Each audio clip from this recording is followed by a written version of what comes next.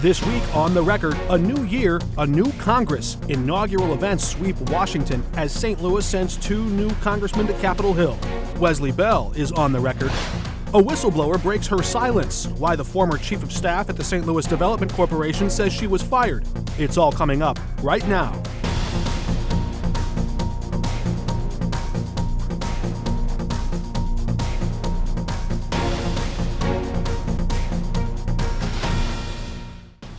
Welcome to The Record. I'm Mark Maxwell. The 119th Congress convened Friday with Republicans in full control of the House and Senate. 10 new senators joining the upper chamber this year, with more than 60 fresh faces joining the House. That includes Republican Bob Onder from Missouri's 3rd District, just outside the St. Louis suburbs, and Democrat Wesley Bell from the city and county of St. Louis in Missouri's 1st District.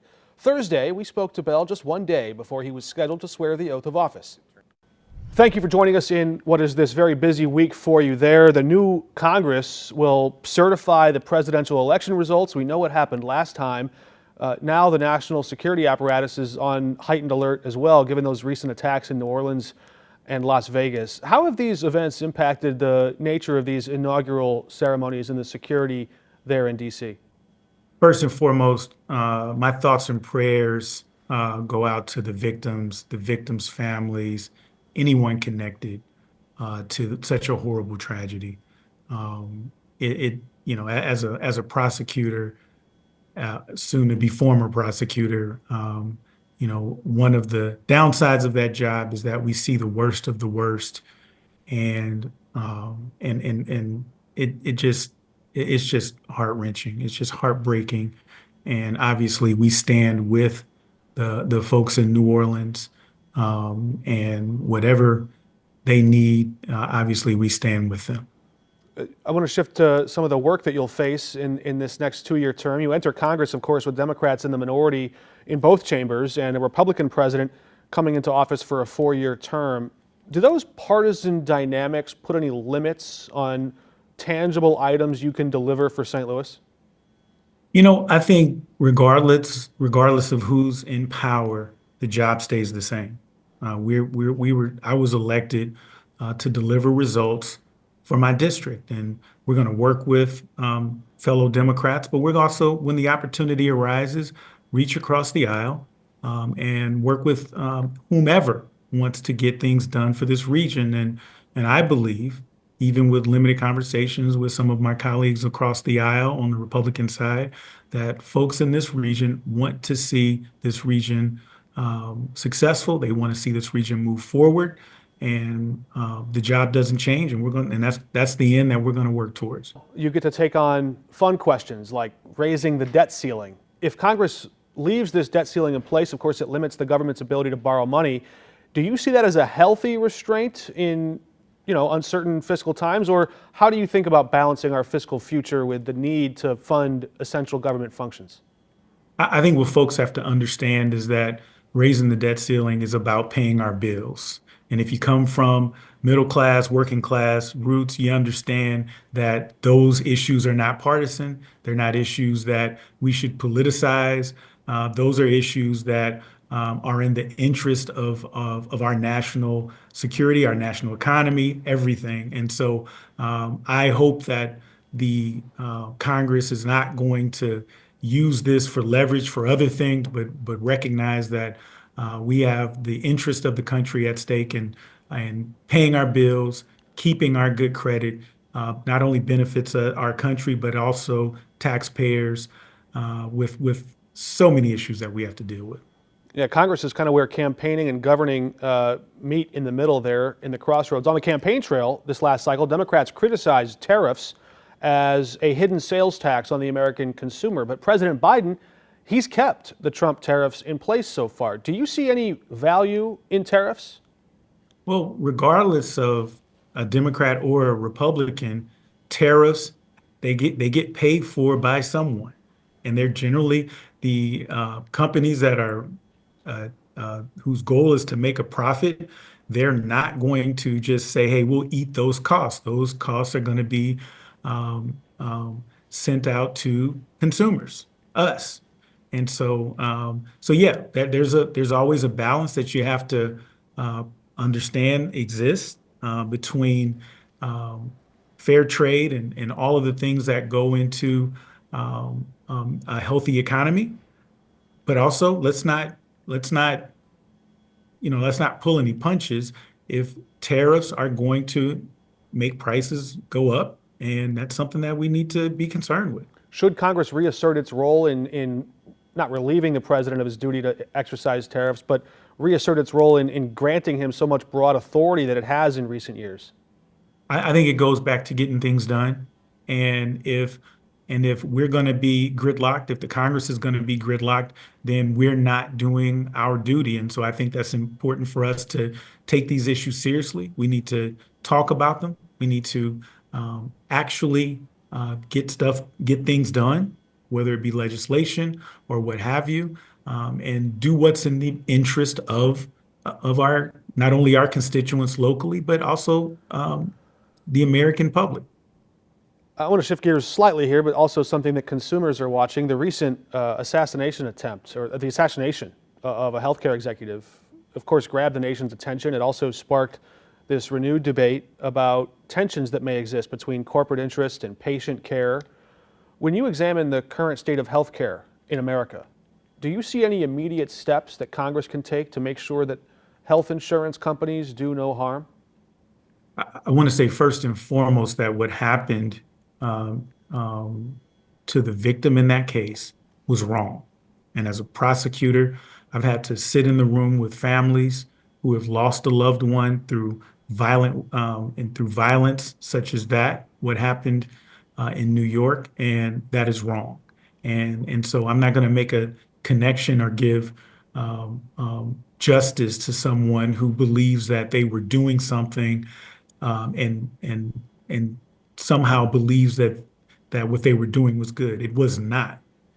There are ways in this country, in a democracy, the greatest democracy that this world has seen, there are ways that we address issues with respect to statutes, whether it be laws, whether it be regulations, and we do that through healthy dialogue, through voting and representatives being in office, serving their constituents. That's how we deal with these types of issues, not through violence. That is never the answer. And so, obviously, my heart goes out to that family, to his family as well, and his loved ones, because it is terrible. Now, the second part of your question with respect to healthcare, that is something that we do need to address. We need to make certain that folks aren't going to go bankrupt because they have a health crisis. I've had serious eye surgeries, and had I not had health care, I would have been buried under debt and things of that nature. So I've experienced this firsthand, and having to go into debt because you can't work, you have to miss work. And at the time, I was a small business owner. I had my own practice, and as a result, I didn't have any income coming in. But fortunately, with as an attorney, I was able to recover. But there are a lot of folks who don't have that same luxury. A lot of people don't have even what I had, and so that's something that we need to address. We need to understand what regular Americans are dealing with, because it is something that needs to be addressed, and that's something that I've been an advocate for. Bringing a spotlight to the needs to reform not only healthcare and the way it's delivered, but also how that connects with the criminal justice system. Well, thank you for your time. This is our last time calling you Congressman-elect Wesley Bell. We look forward to catching up with you again once you've been sworn in, and as we continue to follow your work on Capitol Hill. Thanks for your time. Anytime. An extended cut of our interview with Wesley Bell is up on KSDK.com. Plus, tune in to 5 Plus Monday night for an expanded version of this episode. We're back in just a moment. There's a new sheriff in town, Alfred Montgomery, sworn in on the steps of the civil courthouse on New Year's Day. His swearing in comes after winning a closely contested and bitter election against former St. Louis Sheriff Vernon Betts. The new sheriff sharply criticized his predecessor and former boss, who refused to participate in an orderly transition. Montgomery says it's time to rebuild. I'm willing to ask the sheriff to roll up my sleeve and get out there with my deputies, whether they're serving papers whether it's serving or transporting inmates, or whether they're bailiff in the courtroom. When we work together, we build together, we strive together, and we will have a better sheriff's office. That ceremony took place right in front of the Freedom Suits Memorial, the first of its kind there, which honors enslaved people who fought for freedom in St. Louis. And the city of St. Louis hopes to take over the historic Railway Exchange building in downtown. That massive historic structure now stands as Missouri's largest abandoned building. But in its glory days, holiday shoppers would pack the halls. Businesses filled its offices for 100 consecutive years. Now the second largest building in square footage in Missouri sits empty. The price tag to restore it would be $400 million or so. But first, the city is taking control of it through eminent domain with plans to offer somewhere around an appraised value of about $5 million to claim the deed and title. In order to grow our tax base, we need to be able to attract tourists. We need to be able to attract more residents to the downtown area. And that starts with revitalizing some of our most prosperous assets. And one is, again, Railway Exchange, sitting in the central business district. A judge is tasked with setting the final price on that building. Then crews would start to demolish the dangerous parking garage attached to it. By summer, developers could begin bidding to try and turn the historic landmark into possibly new housing downtown. In just a few days, Illinois will swear in its 104th General Assembly. I'll be there in Springfield as those elected officials take the oath of office there, kicking off the new year. And then 1 week from tomorrow, Lieutenant Governor and Governor-elect Mike Kehoe will become the next governor of Missouri. I'll be in Jefferson City for that event as well, and we'll stream that inauguration on 5+. The former chief of staff at the St. Louis Development Corporation is suing the agency, claiming she was fired for blowing the whistle on potential misuses of federal funds. Daphne Moore served as the chief of staff at SLDC until December 2022. She oversaw compliance for millions of dollars in federal pandemic relief. When we come back, we break down the latest development in this lawsuit with former SLDC board member and candidate for mayor, Kara Spencer.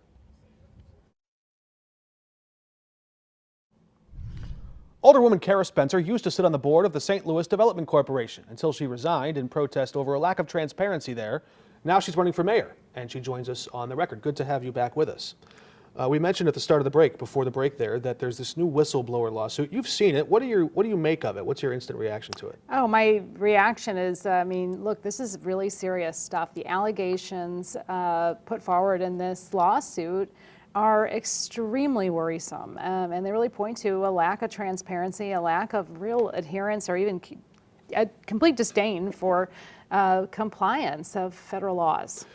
SLDC has great potential. I don't think anyone would deny that. There's a lot of important work that it can do and that it has done over the years. Not only has potential, it occupies a very important role for the city, for the region. I mean, it is charged with driving economic activity for the city of St. Louis. It's an incredibly important role to fill, and it's important we get that right.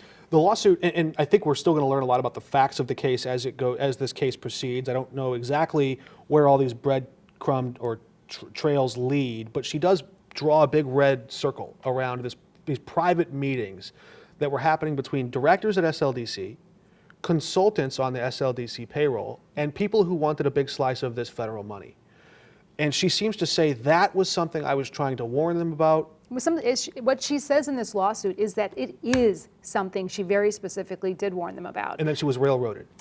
That's what the lawsuit states. And look, I mean, what I have seen at my time, as you mentioned before the break here, as a member of the board of directors, this was an organization that was refusing to provide even its board of directors information that I was requesting, refused to share with you conflicts of interest disclosures, and really has shown, in my opinion and my experience, a disdain for transparency.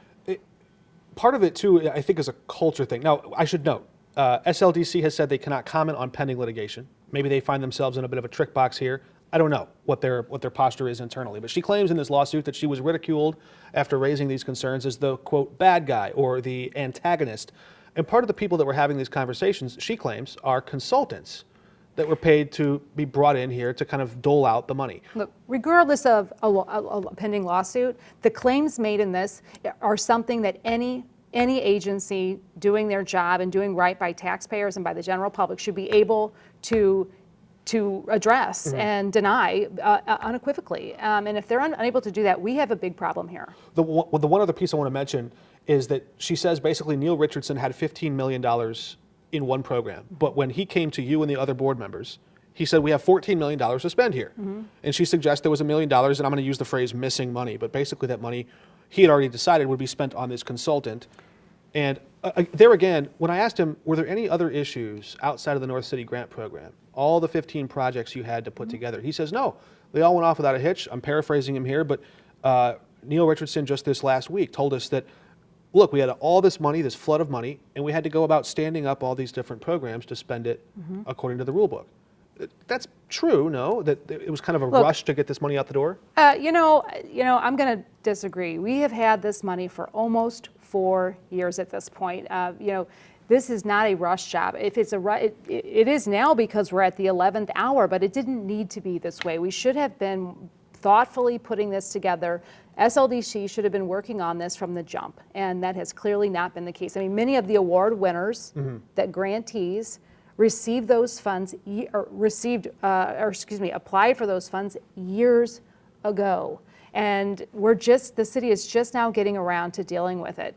The accounting, by the way, on that $37 million program to those North City grants, there was a large chunk of that, 10%, $3.7 million allocated to administering those funds. And as far as I'm concerned, a full accounting of those funds, the funds awarded to SLDC to administer those funds, has not been fully or adequately accounted for, in my opinion. And when you think about the decision, you've been close to City Hall for a long time. In the short time we have left here. I work there. Where? At City Hall. You said I've been close to City Hall for some time. I'm just You've making been a close to joke the operation. Yeah, just, I didn't catch it there. The decision to bring in consultants, is it necessary? It sometimes looks like it's frustrating because they're not subject to transparency laws. And are they necessary, or does the city have everyone they need to be able to do the jobs themselves? really we should have, in the case of ARPA funds, I can see where the need for consultants exists because we're getting a large slug of money, we're dealing with it in a very finite amount of time.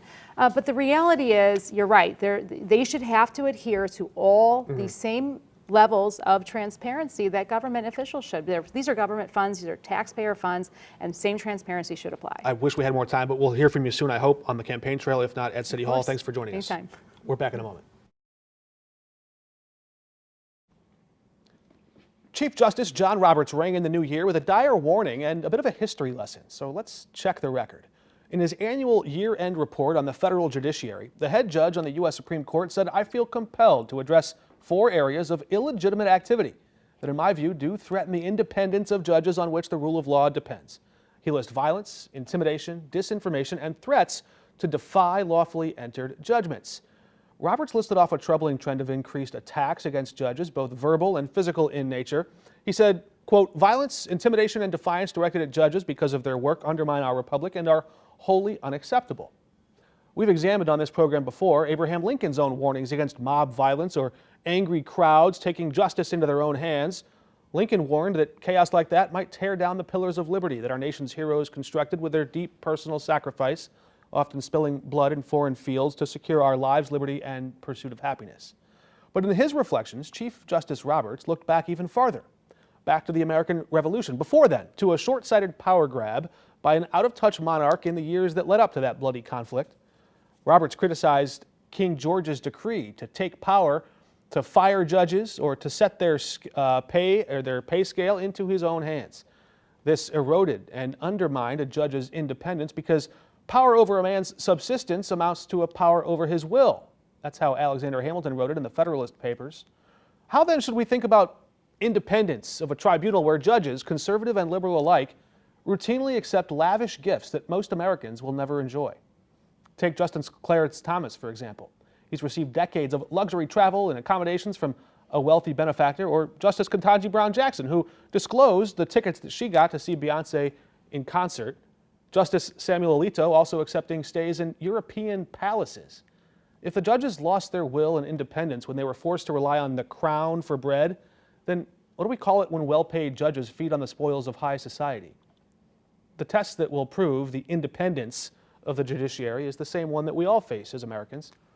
This system, this experiment of a democratic republic we've got, it's an ongoing challenge to prove if we can govern ourselves. So far, the Supreme Court has agreed to a new code of ethics, but the majority so far has scoffed at the idea of anyone but themselves enforcing it. Self-governance demands accountability even from those at the highest bench, because without enforcement, even the loftiest moral code is little more than parchment in the wind. That's all of our time for now. Until next week, we're off the record.